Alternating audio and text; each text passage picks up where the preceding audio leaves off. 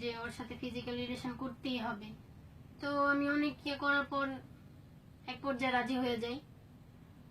তো first timely ওদের বাসাই হয়, ওদের বাসা আমাকে নিয়ে যায়। নিয়ে যাওয়ার পরে বিয়ের আগে প্রায় 3-4 বার হয়, হওয়ার পরে এক পর্যায়ে আমার মা জেনে যায় যে আমি এরকম কিছু একটা ওর সাথে করতেছি। তো আমার মা বাধা দেয়। ওকে, বাধা দেওয়ার পর ও অনেকলি চাপ দেয় যে ওর সাথে আজকে দেখা করতেই হবে। পরে আমি বলি যে আমার মা জেনে গেছে, আমার ভাই জেনে গেছে, আমি পারবো না। ওকে।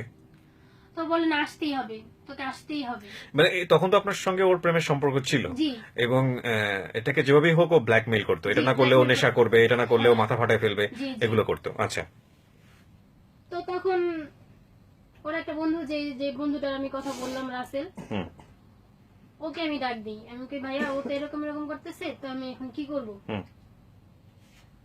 ও বলে কি, চলেন আমার সাথে, চলেন ওর বাসায় যাই। হুম। তো আমি বাসায় যাই, দেখি এক পর্যায়ে ওদের বাসার গ্রিলের সাথে ফাঁসি দিছে। এক পর্যায়ে যেয়ে দেখি, গ্রিলির সাথে ফাঁসি দিয়েছে। জি, উন্না পেঁচে, আমি কেন যাচ্ছি না কেন।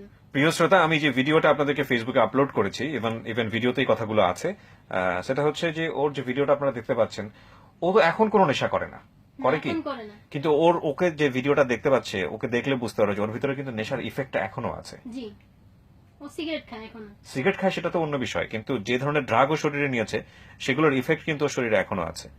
জি, হ্যাঁ। থেকে গেছে। হ্যাঁ, এবং তো ও রীতিমতো কাঁপছে।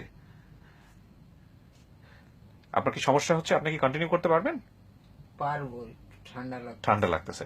ওকে, আমি চেষ্টা করতেছি আপনাকে যেভাবেই হোক স্টুডিও আরো বেশি গরম করে দেওয়ার জন্য। জি, বলুন আপনি। তারপর?